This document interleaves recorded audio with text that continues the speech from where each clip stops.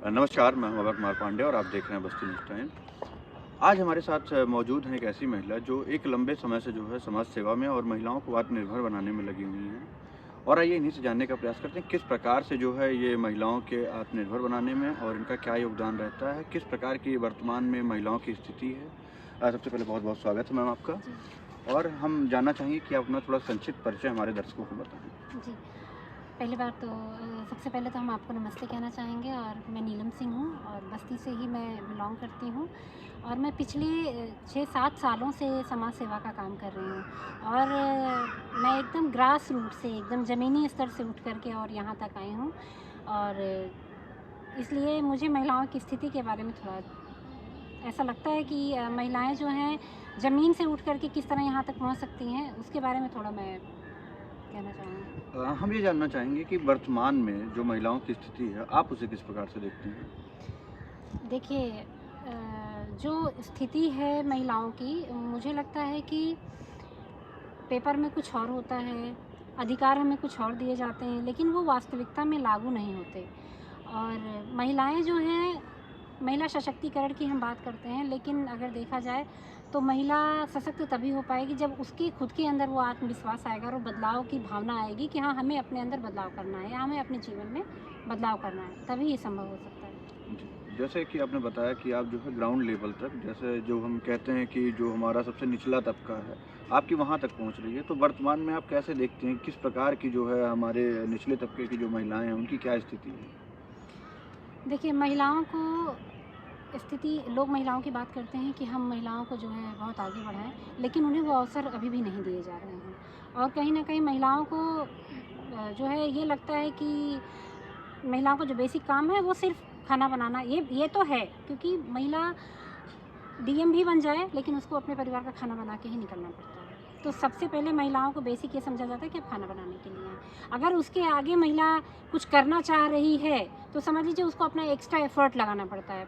जबकि जो हम महिला सशक्तिकरण की बात करते हैं और समता समानता को देखते हैं, तो समानता ये कहती है कि हमें पुरुष के बराबर लाना चाहिए महिलाओं को, और समता ये कहती है कि उन्हें बराबर अवसर प्रदान करना चाहिए।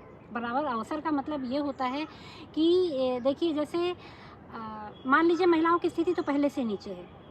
हम एक उदाहरण लेते हैं रोटी से। मान लीजिए कि आप पुरुष हैं, आपको 2 रोटी की ज़रूरत है।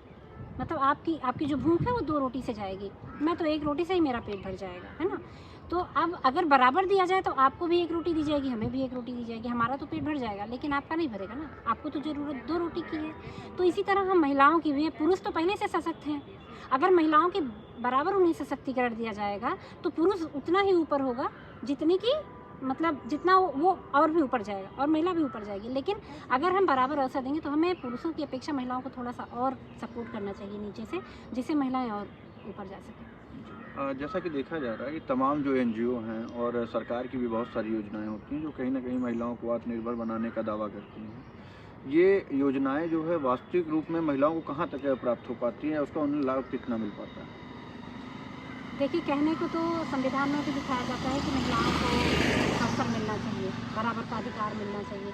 लेकिन अभी किसी जो है क्योंकि मैंने काम किया है, तो कार्य क्षेत्र में अगर आप जाके देखिए, किसी ऑफ़िस में जाके देखिए, महिला भी हैं, पुरुष भी हैं, तो महिलाओं का हरसमेंट होता है, महिला को फिर भी वहाँ पे कम आँका जाता है। अरे! ये महिला हैं, ये क्या कर लेंगी?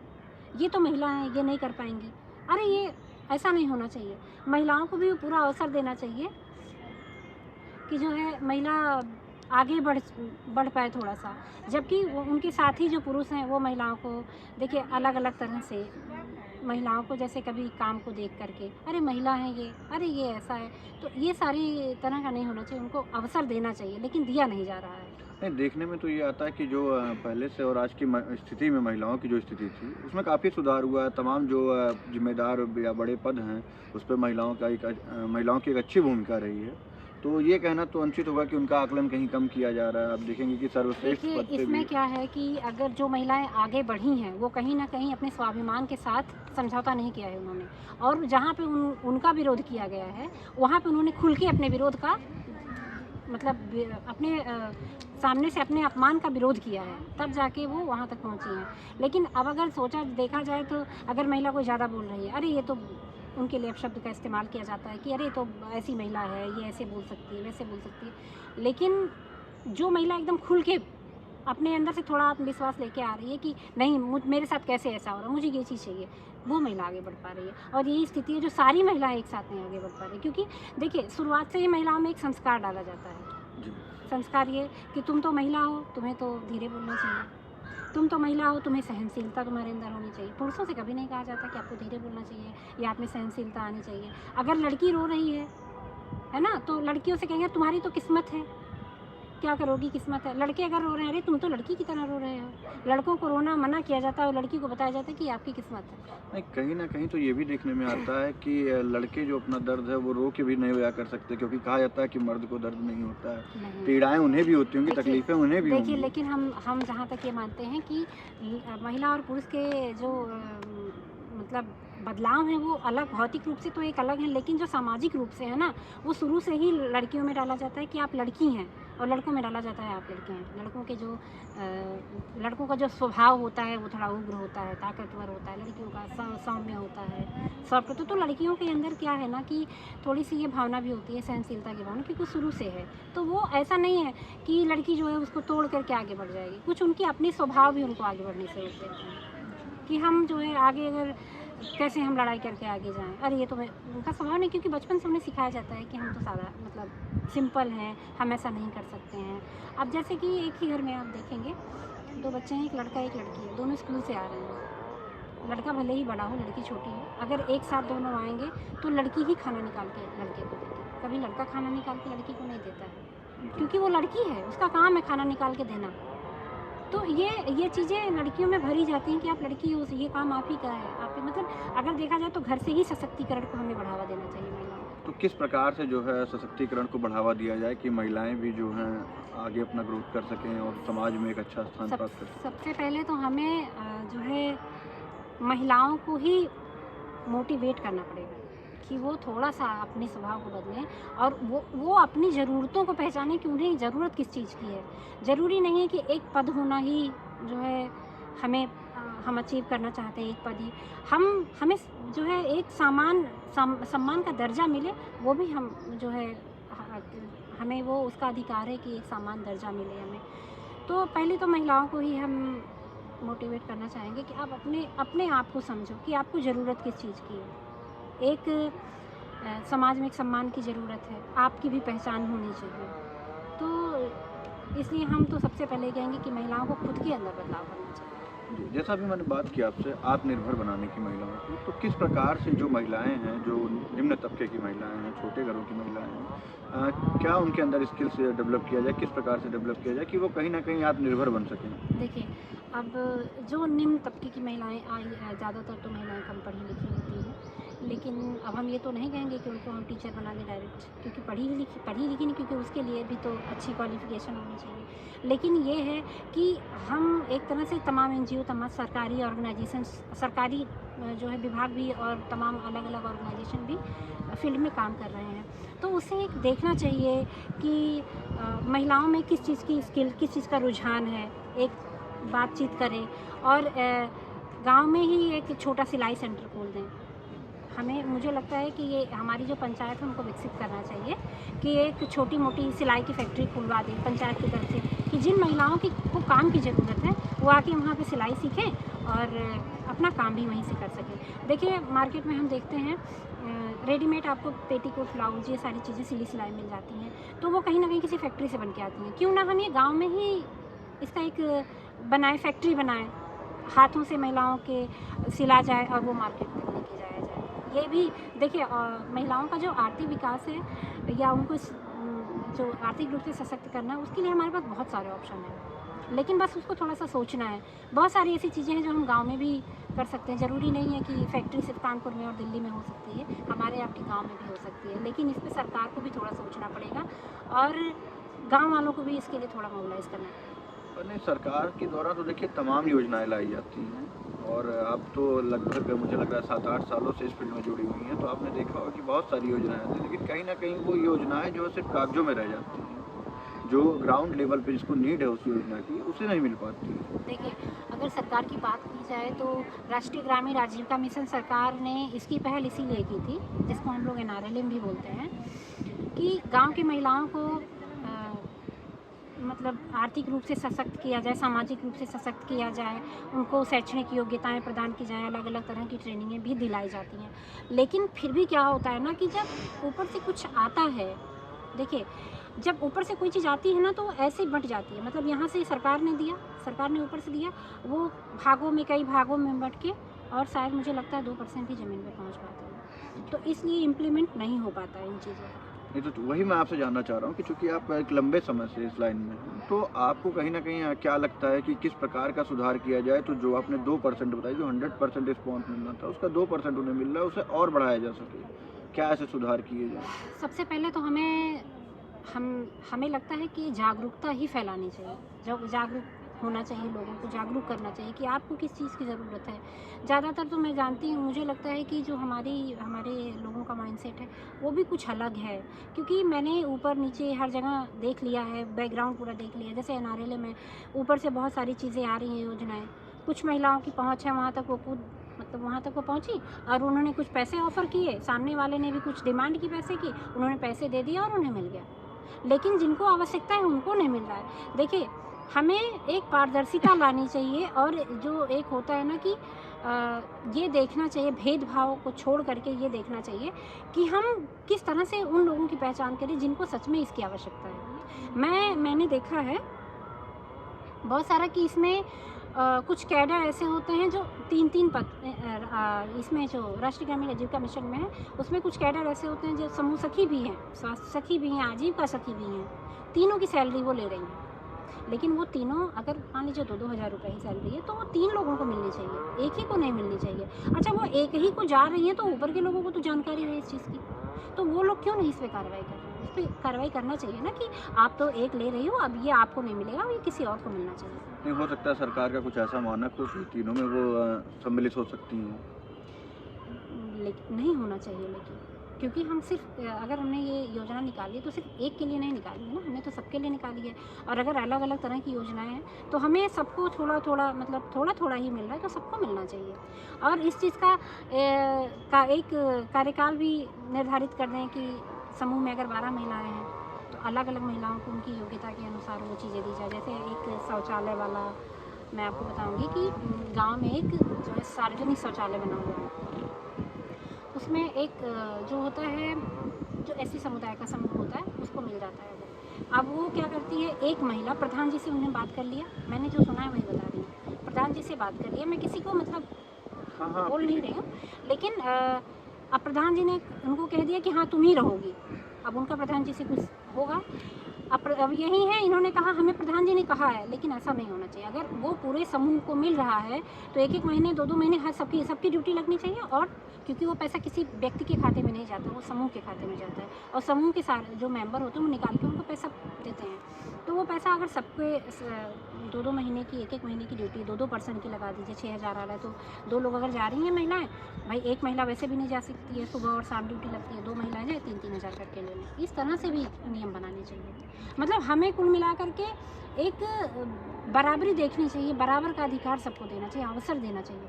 जी, आपने अभी समूह की बात की। समूह के मामले में हम देख रहे हैं कि आजकल आप देख रहे हैं तमाम जो प्राइवेट बैंक हैं, उनके द्वारा जो है एक समूह लोन का जो है प्राविधान किया गया है, जिसमें कहीं न कहीं वो महिलाओं को आत्मनिर्भर बनाने के लिए तमाम योजनाओं पे जो है उन्हें लोन प्रदान करते हैं।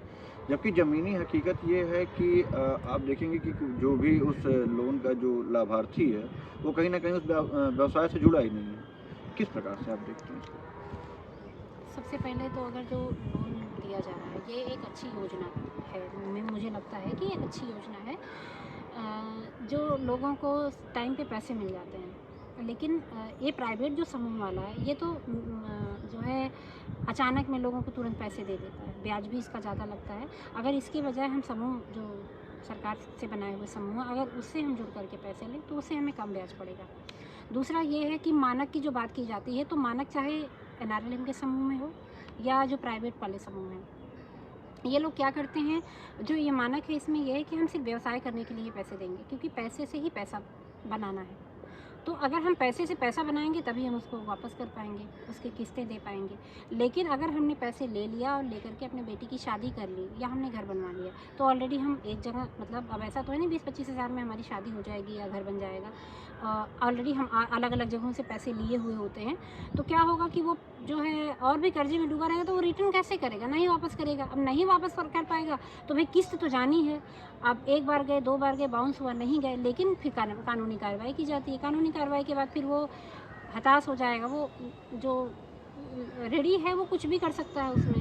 तो मुझे लगता है कि जो ऊपर के जो लोन पास कर रहे हैं उनको ये देखना चाहिए और अच्छे से इसकी विज़िट करनी चाहिए और मूल्यांकन करना चाहिए। कायदे से सब कुछ देखना चाहिए। जहाँ वो बिज़नेस शुरू कर रहा है उस बिज़नेस को उसका देखना चाहिए क्या करना चाहता है। दूसरी चीज़ ये है कि एक साथ पैसे नहीं देने चाहिए, किस्तों में देने चाहिए। कि एक बार उसने एक प्लेटफॉर्म तैयार किया, उतने भर का हो गया उसका पैसा, अगर फिर दोबारा वो उसी अमाउंट को, मान लीजिए वो 5 लाख का अमाउंट ले रहा है, 5 लाख के ही अमाउंट को 4 बार आप दीजिए। एक बार वो अपना बेस बना ले, वो बन गया, उसके बाद आप दूसरी किस्त दो। नहीं, इसमें समस्या ये आ रही कि तमाम ऐसी शिकायतें आई हैं जिसमें मैंने जैसे बताया आपको कि जो उनका मानक है उस पर तो वो खरे हैं ही नहीं, और किसी अन्य जो है मत के रूप में इन्होंने पैसा ले लिया। पैसा लेने के बाद स्थिति ये होती है कि ब्याज भी ज़्यादा है, हर हफ्ते या 15 दिन मासिक इस प्रकार की इनकी किस्तें होती हैं, और किस्तों के लिए भी लगातार जो इनके एजेंट होते हैं वो दबाव बनाते हैं। कुछ मामलों में जो है आत्महत्या करने की तक नौबत आई। इसके बारे में क्या कहें? ये तो हालांकि जो ले रहा है, जब वो पैसे लेता है तो उसको ये समझ में नहीं आता, हालांकि वो भी तो गलत कर रहा है ना, कि वो सोच रहा है अरे हम तो ले रहे हैं और हम किसी तरह से कर लेंगे, कुछ भी कर लेंगे, लेकिन उस वक्त नहीं सोच पाता जब वो पैसे लेता है। बाद में वो उसके दिमाग में आता है अब मैं क्या करूँ। तो क्या है कि उसकी सोच तो ऐसी है, लेकिन वो क्यों ले रहा है, झूठ बोल के ले रहा है, कैसे ले रहा है, लेकिन जो दे रहा है उसको एक बार क्लियर कर लेना चाहिए कि वो पैसे किस लिए ले रहा है। क्योंकि बाद में फिर वो आप ही के ऊपर आना है, पैसे भी नहीं मिलेगा, वो आत्महत्या कर लेगा तब भी तो आपके पैसे आपको नहीं मिल रहे हैं। फिर साथ में फंसेंगे अलग से कि आपने प्रताड़ित किया होगा तभी आप उसने ऐसा किया है।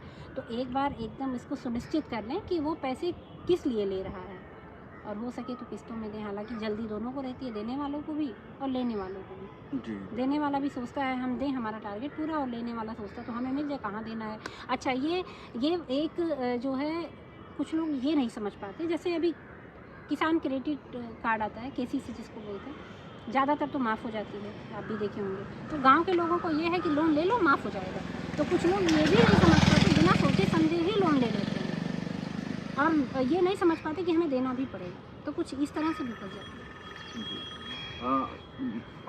एक प्रश्न ये हम जानना चाहेंगे आपसे कि महिलाओं को आत्मनिर्भर बनाने के लिए कुछ ऐसे रोजगार बताइए जो आसानी से जो कम शिक्षित महिलाएं हैं वो भी शुरू कर सकें।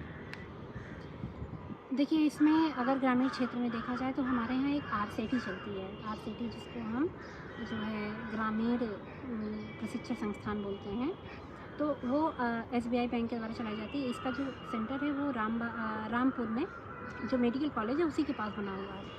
तो उसमें क्या है कि आप वो ट्रेनिंग ले सकती हैं, निःशुल्क ट्रेनिंग देते हैं। अगर वो आवासीय ट्रेनिंग है तो वो अपने पास रखते भी हैं, खिलाते पिलाते भी हैं। 15 दिन 1 महीने की जो भी ट्रेनिंग होती है, सरकारी सर्टिफिकेट देते हैं।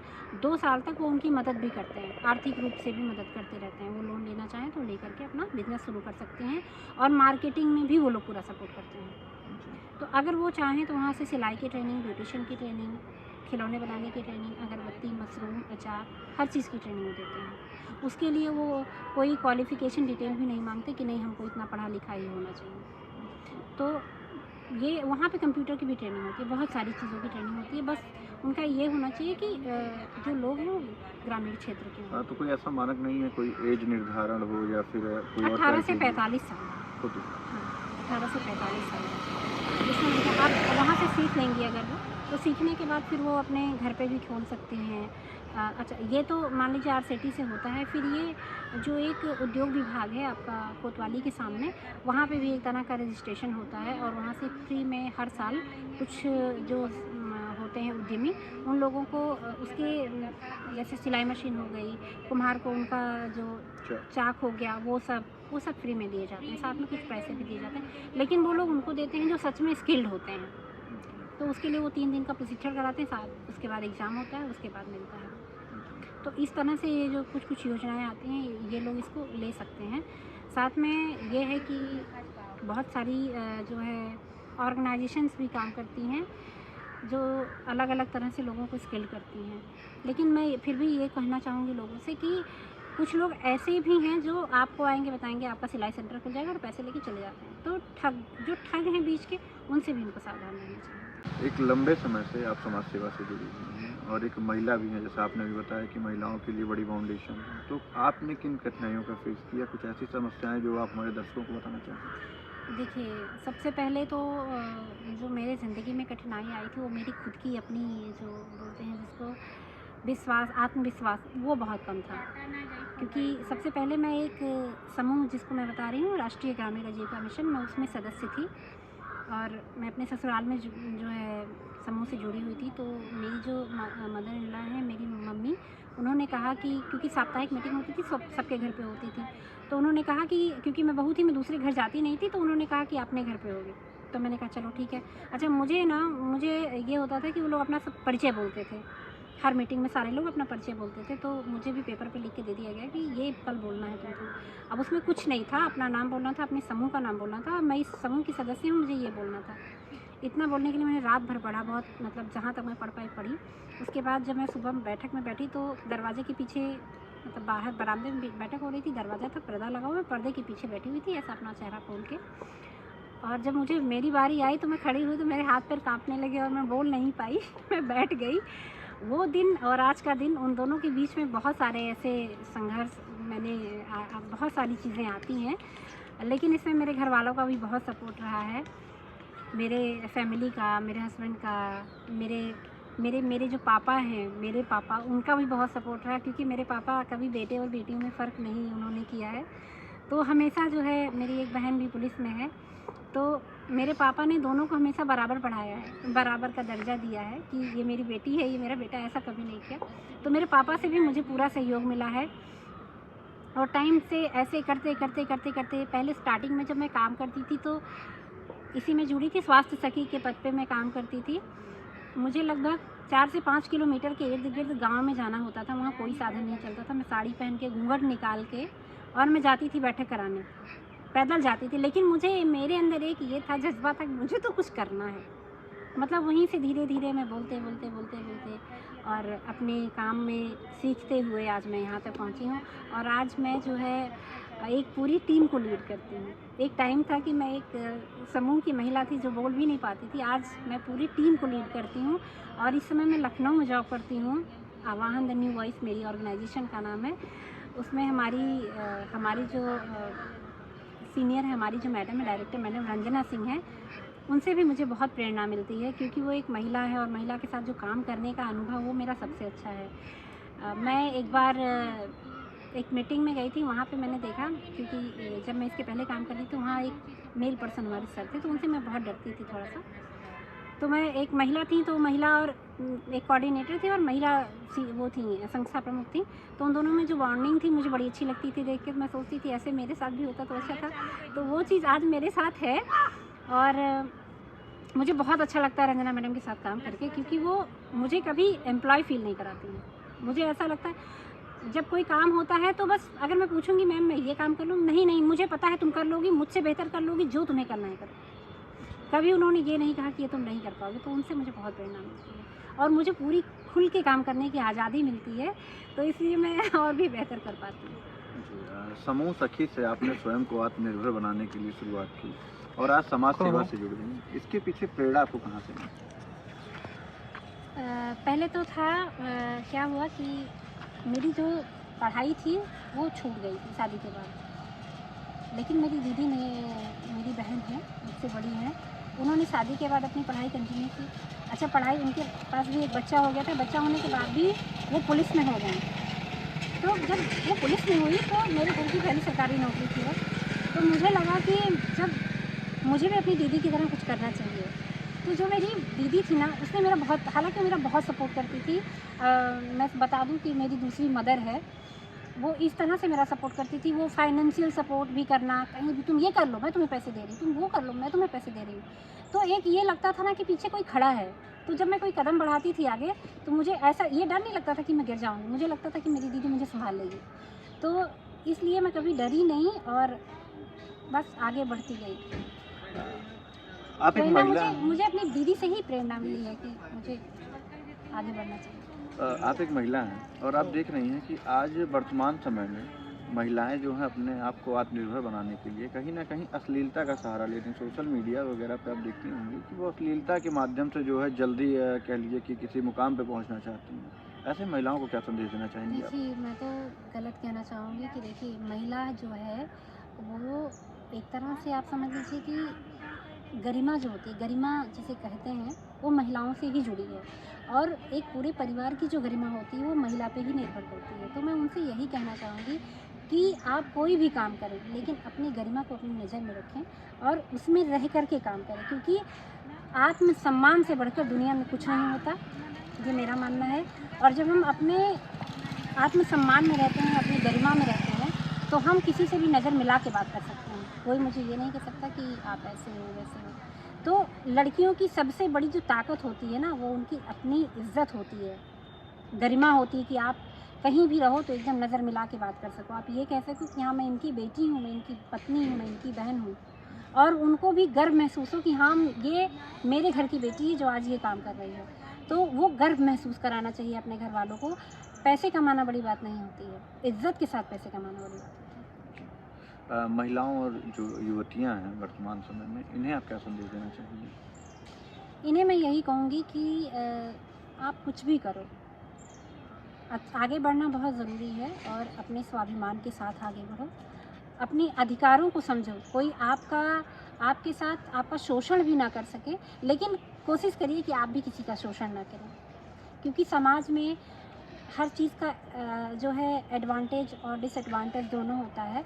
क्योंकि महिला कहीं-कहीं अब मैं ये भी आप भी देख रहे हैं कि जो ये ड्रम वाला कांड हो गया या और बहुत सारी महिलाओं से संबंधित कांड हो रहे हैं, तो ये ज़्यादा छूट का भी जी, कहीं ना कहीं अपने अधिकारों का दुरुपयोग कर रहे हैं। दुरुपयोग करना है, ये नहीं करना चाहिए।